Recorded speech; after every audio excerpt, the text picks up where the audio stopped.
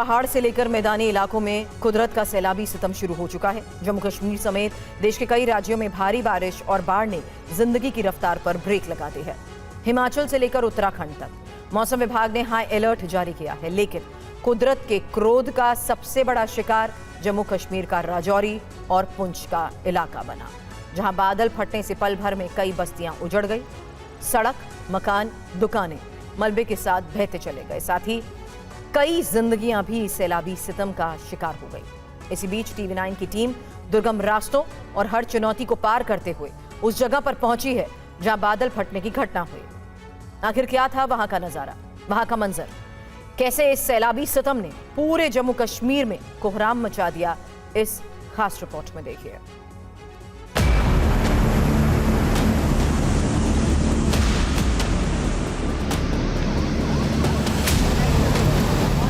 सब नुकसान हो गया, सब कुछ खत्म हो गया, कुछ नहीं, बस ये कपड़े बचे था।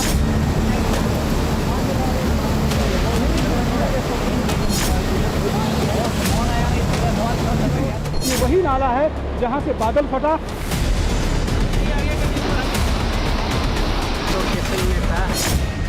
पहाड़, बारिश और फिर मौत का सैलाब।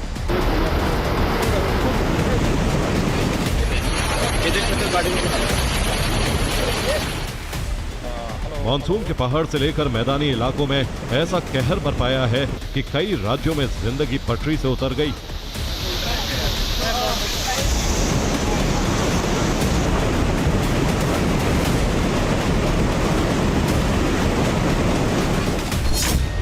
शहर के शहर पानी में डूबे नजर आ रहे हैं।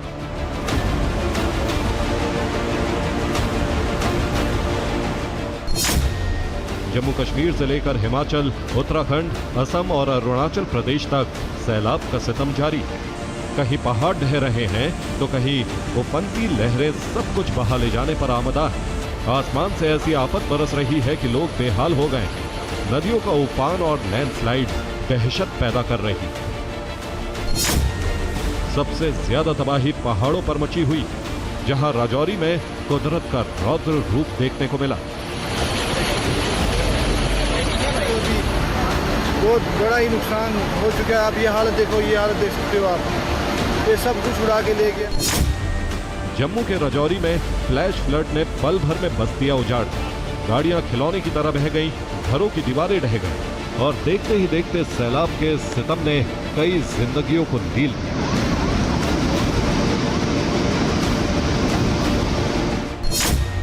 दावा किया जा रहा है कि राजौरी में फ्लैश फ्लड से अचानक दारहाली नदी का जल स्तर बढ़ गया, जिससे बेला इलाके में बना न्यू बस स्टैंड तबाह हो गया।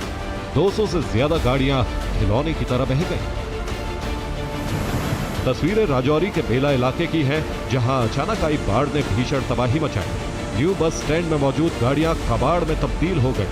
हर तरफ सैलाब का कब्जा हो गया, बिजली के खंभे गिर गए और सड़कें पानी के तेज बहाव में बह गई।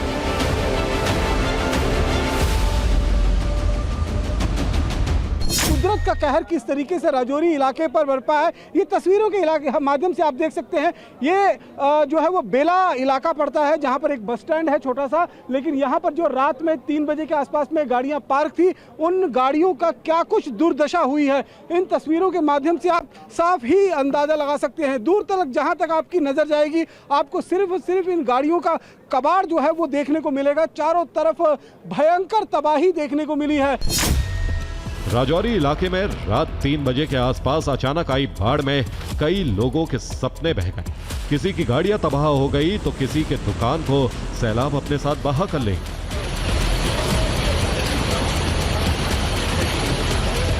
सब नुकसान हो गया, सब कुछ खत्म हो गया, कुछ नहीं, बस ये कपड़े बचे तन पे, सब कुछ बह गया हमारा, कुछ भी नहीं बचा हमारे, सब कुछ जो कुछ भी था सब कुछ बह गया। राजौरी में आए बाढ़ की वजह से कई लोग तेज सैलाब के बीच फंस गए, जिसके बाद सेना, पुलिस और SDRF की टीम ने मिलकर रेस्क्यू ऑपरेशन चलाया और 5 बच्चों समेत 11 लोगों को सुरक्षित बाहर निकाल लिया।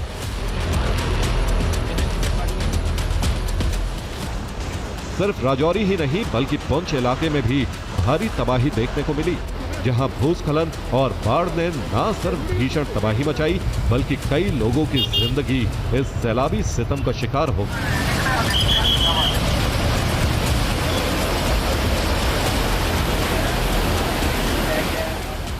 अचानक आई बाढ़ की वजह से 6 लोग नदी में फंस गए, जिसके बाद भारतीय सेना, जम्मू पुलिस और एसडीआरएफ की टीम ने अपनी जान पर खेलकर 6 लोगों का रेस्क्यू किया।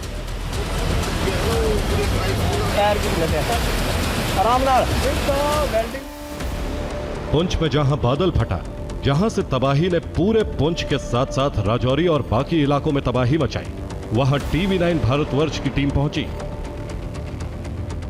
वहां पहुंचना आसान नहीं था, क्योंकि तेज सैलाब की वजह से पुंछ के कई इलाकों में सड़कें पूरी तरह बह गई हैं, जिससे वाहनों की आवाजाही पूरी तरह ठप हो चुकी है। लोग जान जोखिम में डालकर उफनती नदी को पार करने को मजबूर हैं। मैं इस समय पुंछ के सुरनकोट के बफलियाज इलाके में मौजूद हूं और यहां पर बादल फटने के बाद क्या कुछ सूरत हालात बनी है वो तस्वीरें आप देख सकते हैं। ये सड़क जो है ये कनेक्टिविटी सड़क थी, लेकिन सड़क बादल फटने के बाद जो बड़े बड़े पत्थर आए हैं ये पूरी तरीके से सड़क जो है यहाँ से डैमेज हो चुकी है। और उसके बाद अगर आप देखेंगे ये पुल एक टेम्परेरी बना हुआ था, इस टेम्परेरी पुल को भी बाढ़ के पानी ने किस तरीके से तहस नहस कर दिया। फिलहाल यहाँ से हम करीबन 5 किलोमीटर दूर मड़ा इलाका पड़ता है, जहाँ पर एक घर पूरी तरीके से डैमेज हो गया है, गिर गया है और उसमें 8 लोग जो हैं वो उनकी जान चली गई है। वहाँ तक चलते हैं और आपको दिखाते हैं कि ग्राउंड जीरो की सच्चाई आखिरकार है क्या। करीब 6 किलोमीटर का पैदल सफर तय करने के बाद टीवी9 की टीम उस मल्हार गांव में पहुंची, जहां यह हादसा हुआ था। बादल फटने से हाजी लतीफ का 5 मंजिला मकान पूरी तरह जमींदोज हो गया, जिसमें उनके परिवार के 8 लोगों की मौत हो गई। इनमें से अब तक केवल 3 शव बरामद हुए हैं, जबकि 5 लोग अब भी लापता हैं। लापता लोगों में महिलाएं, मासूम बच्चे और बुजुर्ग शामिल हैं। सुरनकोट के बफलियाज में मल्हार का ये वो इलाका है जहां पर बीती रात बादल फटने की घटना आई है। ये वही नाला है जहां से बादल फटा और बादल अपनी साथ लगातार पानी और मलबा जो है वो लेकर साथ बहता रहा। उसके बाद आप देख सकते हैं यहाँ क्या कुछ हालात बन चुके हैं। मेरे ठीक पीछे वो मकान है जो मकान पूरी तरीके से जमींदोज हो गया है बादल की चपेट में आने के बाद, और इस मकान में 8 लोग रात में सोए हुए थे जब ये बादल फटने की घटना हुई है। और उसके बाद आप देखेंगे तो यहाँ पर ये पूरा मकान जो है वो इस समय मिट्टी में मल चुका है। जब टीवी9 की टीम घटना स्थल पर पहुंची तो वहां सिर्फ मिट्टी और मलबे का विशाल ढेर दिखाई दे रहा था। स्थानीय लोग और राहत दल लगातार खुदाई कर ये पता लगाने की कोशिश कर रहे थे कि कहीं मलबे के नीचे कोई और जिंदगी तो नहीं दबी। तभी देख सकते हैं बड़े बड़े पत्थर जो नीचे आप देख सकते हैं कि किस तरीके से पहाड़ से नाले से उतरते हुए इस घर को अपनी आगोश में ले लिया है और पूरा का पूरा घर जो है वो जमींदोज हो गया है। यहाँ पर आप देख सकते हैं लोकल अभी भी लगातार यहाँ पर खुदाई कर जो अपनों के निशान हैं उनको ढूंढने की कोशिश की जा रही है, क्योंकि 8 लोग इसके अंदर जमींदोज हो गए थे। हम इधर आन के देखे मगर ये हालत जो है यही दिखा है बस। ये कितना बड़ा मकान था?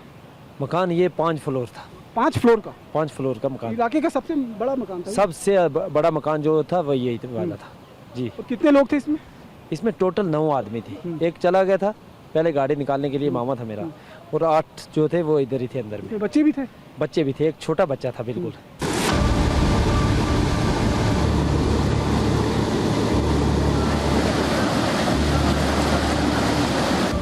जम्मू कश्मीर के उधमपुर में भी भारी बारिश के बाद आई बाढ़ ने भीषण तबाही मचाई, जिसकी वजह से कई लोग सैलाब के नीचे फंस गए, जिन्हें ग्रामीणों की मदद से बाहर निकाला गया।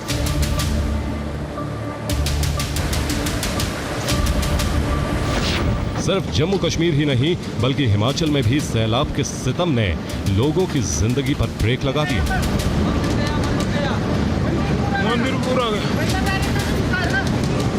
किन्नौर के मस्त रंग में बादल फटने के बाद सैलाब के साथ मलबे का ढेर पहाड़ों से नीचे तेजी से बहते हुए आया, जिसमें आईटीबीपी कैंप और मंदिर परिसर मलबों के ढेर में समा गए।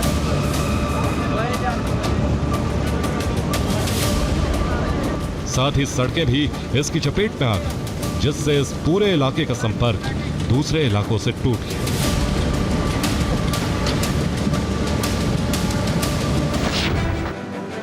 सिर्फ पहाड़ों पर ही नहीं बल्कि जमीनी इलाकों में भी कुदरत का रौद्र रूप देखने को मिल रहा है।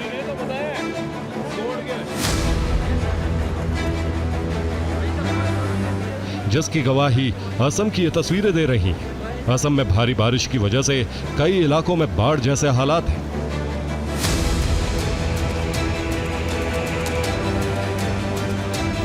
नागालैंड के मोन शहर में लगातार हो रही मूसलाधार बारिश के कारण एक भीषण भूस्खलन हुआ, जिसने क्षेत्र में भारी तबाही मचाई। इस हादसे में लगभग 10 से 13 घर मलबे में तब्दील हो गए। वहीं कई लोगों के मारे जाने का अंदेशा है। हालांकि मलबे के नीचे दबे लोगों की तलाश के लिए रेस्क्यू टीमें लगातार काम कर रही हैं।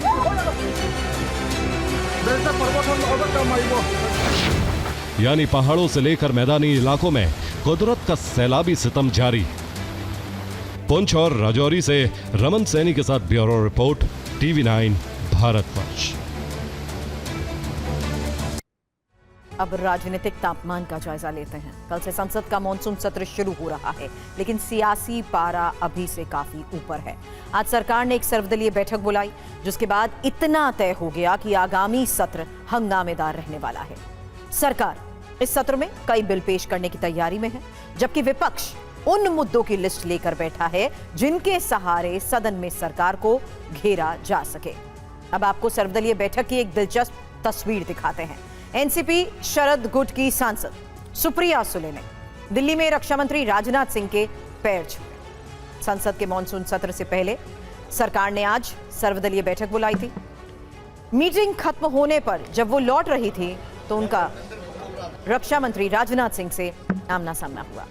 जैसे ही उन्होंने रक्षा मंत्री को देखा, उनके पांव छुए। इस दौरान केंद्रीय मंत्री जेपी नड्डा भी साथ थे।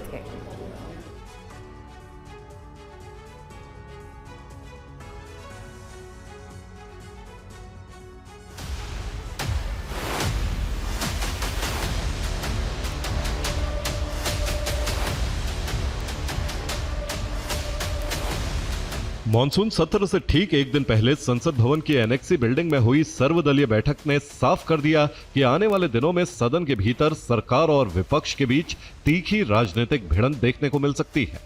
रक्षा मंत्री राजनाथ सिंह की अध्यक्षता में करीब 3 घंटे चली बैठक में Congress, Samajwadi party, DMK, TMC समेत करीब 40 दलों के नेता शामिल हुए। सरकार ने सभी दलों से सदन को सुचारू रूप से चलाने में सहयोग की अपील की, लेकिन बैठक के दौरान ही विवाद खड़ा हो गया। विवाद की वजह बना तृणमूल कांग्रेस के बागी सांसदों का गुट। सरकार ने टीएमसी के 20 बागी सांसदों को भी बैठक में बुलाया, जिस पर विपक्ष ने कड़ा विरोध जताया। Today the entire opposition, all parties including the Indian National Congress, the Samajwadi Party, the DMK, the JMM, the Aam Aadmi Party, the National Conference, the left parties, the Shiv Sena UBT have all walked out of the all party meeting in protest. सूत्रों के मुताबिक सरकार परिसीमन bill और महिला आरक्षण विधेयक को फिर से इस सत्र में लाने पर विचार कर रही है। इसके लिए डीएमके, एनसीपी, शरद पवार गुट जैसे विपक्षी दलों से समर्थन की उम्मीद है। इन दोनों दलों के रुख में नरमी आने के संकेत भी हैं। सुप्रिया सुले पहले ही कह चुकी हैं कि अगर सरकार 50% सीटें बढ़ाने की बात बिल में लिखकर लाती है तो इस पर इंडिया ब्लॉक में चर्चा हो सकती है। वहीं आज डीएमके ने कहा कि पार्टी वर्तमान लोकसभा की मौजूदा सदस्य संख्या के आधार पर महिला आरक्षण विधेयक के पक्ष में है, लेकिन परिसीमन में दक्षिणी राज्यों के साथ अन्याय नहीं होना चाहिए। With regard to delimitation bill, no idea what the government is having, we are not aware of. Any attempt taken by the government, if it affects the southern states, we will not agree it in any form. हालांकि सरकार की तरफ से monsoon सत्र के लिए जो 8 बिलों की सूची सर्वदलीय बैठक में सर्कुलेट की गई, उसमें परिसीमन बिल और महिला आरक्षण बिल शामिल नहीं था। लेकिन संसदीय कार्य मंत्री किरेन रिजिजू ने कहा कि 8 बिलों के अतिरिक्त कोई भी बिल लाते हैं तो विपक्ष से चर्चा करके नियमों के तहत लाएंगे। हमने 8 बिल्स का सूची बुलेटिन के माध्यम से सूचना दिया गया है। लोकसभा राज्यसभा सेक्रेटरीट से बुलेटिन निकाल करके दिया गया है। इस 8 जो बिजनेस है, बिल्स है, इसके अतिरिक्त कोई भी अगर हम बिल लाते हैं तो हम फिर बीएससी में इसका चर्चा करेंगे, हम बताएंगे, हम अपोजिशन पार्टी सबको बता करके बिल लाएंगे। गृह मंत्री अमित शाह संसद के मॉनसून सत्र के पहले ही दिन राज्यसभा में वंदे मातरम बिल पेश कर सकते हैं। प्रस्तावित कानून का उद्देश्य वंदे मातरम को वही कानूनी संरक्षण देना है जो फिलहाल राष्ट्रीय गान जन गण मन को प्राप्त है। अगर ये बिल पास हुआ तो वंदे मातरम का अपमान या उसके गायन में बाधा डालना दंडनीय अपराध की श्रेणी में आ सकता है। इसके अलावा और भी कई बिल इस सत्र में पेश किए जा सकते हैं। सूत्रों के मुताबिक सरकार जो बिल ला सकती है उनमें सबसे पहला है इनकम टैक्स संशोधन बिल 2026, दूसरा है सुप्रीम कोर्ट न्यायाधीशों की संख्या संशोधन बिल 2026, तीसरा जन्म और मृत्यु पंजीकरण संशोधन बिल 2026, चौथा राष्ट्रीय सम्मान के अपमान की रोकथाम संशोधन बिल 2026 और पांचवा है सूक्ष्म लघु और मध्यम उद्यम विकास संशोधन बिल 2026।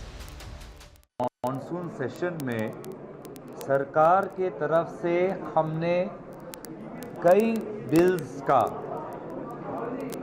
विविकरण हमने देखा है, लेकिन सरकार के तरफ से जितने भी बिल्स आए हैं मुझे लगता है कि उनसे कई ज़्यादा महत्वपूर्ण देश के सामने वर्तमान के कुछ मुद्दे हैं जिसको लेकर आज हमने विपक्षी दलों के द्वारा भी हमने व्यक्त किया है कि सदन के अंदर इस पे चर्चा हो और इस पर सरकार अपना उत्तर दे। सरकार की तरफ से जारी लिस्ट में भले ही परिसीमन और one nation one election bill का जिक्र नहीं है, लेकिन राजनीतिक गलियारों में सबसे ज्यादा चर्चा इन्हीं मुद्दों की है। विपक्ष को आशंका है कि सरकार इन दोनों मुद्दों पर आगे बढ़ सकती है, जबकि कांग्रेस पहले ही साफ कर चुकी है कि वो परिसीमन के मौजूदा प्रस्ताव का विरोध करेगी। वुमेन रिजर्वेशन डिलिमिटेशन चूंकि भी एजेंडे में है नहीं, लेकिन हम स्पष्ट कर दें, वुमेन रिजर्वेशन पे कल भी हम साथ थे, आज भी साथ हैं, आने वाले दिनों में भी रहेंगे। पर वुमेन रिजर्वेशन के नाम पे, महिला आरक्षण के नाम से डिलिमिटेशन अगर किया गया तो इसका पुरजोर विरोध कल भी हमने किया था, आज भी कर रहे हैं, आगे भी करेंगे। परिसीमन के अलावा कांग्रेस ने उन मुद्दों की एक लिस्ट तैयार की है जो मॉनसून सत्र में सरकार को परेशान कर सकते हैं। इनमें सबसे पहला है राम मंदिर चढ़ावा चोरी का मुद्दा, दूसरा है एथनॉल मिक्स पेट्रोल का मुद्दा, तीसरा है पेपर लीक और शिक्षा व्यवस्था से जुड़ी अनियमितता, चौथा है राजनीतिक दलों को तोड़ने की कोशिश और पांचवा है भ्रष्टाचार और महंगाई का मुद्दा। इस बार अगर सरकार इन मुद्दों से भागेगी, अयोध्या के मुद्दे से भागेगी, छात्र के मुद्दे से भागेगी, एथेनॉल के मुद्दे से भागेगी, मणिपुर के मुद्दे से भागेगी, तो इसका भारी नुकसान आने वाले समय में। अब निगाहें कल से शुरू हो रहे संसद के मॉनसून सत्र पर है। यह सत्र 20 जुलाई से 13 अगस्त तक चलेगा और इस सत्र में कुल 19 बैठकें प्रस्तावित हैं। सरकार के लिए चुनौती अपने विधेयकों को पारित कराने की होगी, जबकि विपक्ष की कोशिश सरकार को कठिन सवालों के कटघरे में खड़ा करने की रहेगी। आनंद पांडे के साथ ब्यूरो रिपोर्ट, TV9 भारतवर्ष।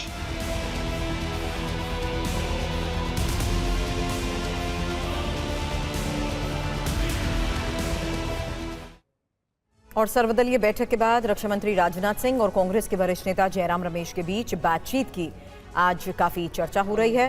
बैठक के बाद जब सभी दलों के नेता बाहर निकले तो रक्षा मंत्री ने जयराम रमेश से पूछ लिया कि क्या हो गया।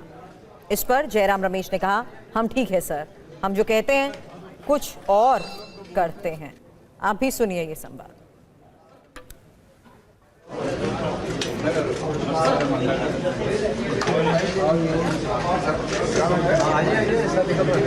ठीक है सर, हम लोग तो बोलते हैं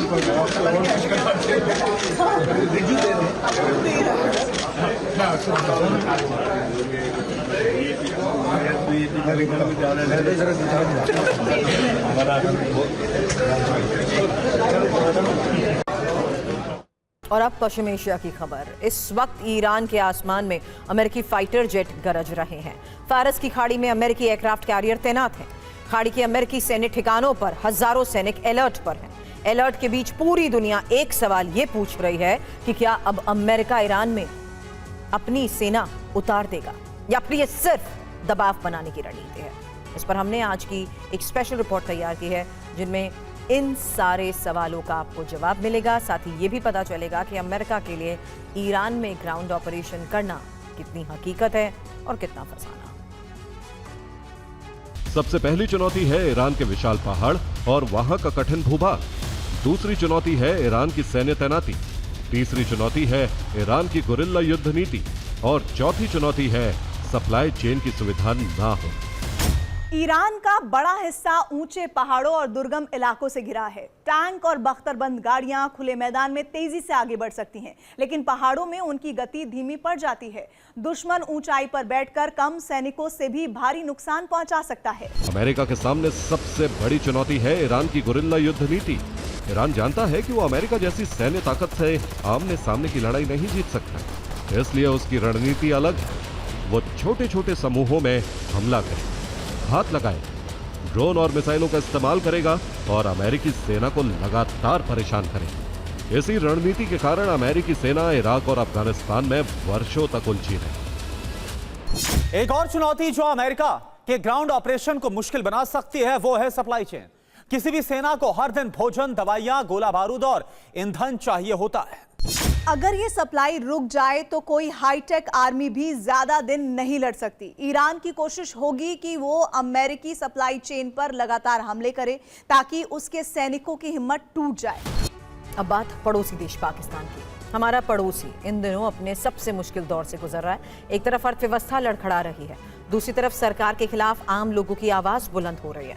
सेना पर लगातार हमले बढ़ रहे हैं, लेकिन इन तमाम संकट के बीच इस्लामाबाद की सत्ता गिलगित बाल्टिस्तान को अपना 5वां प्रांत बनाने की दिशा में आगे बढ़ रही है।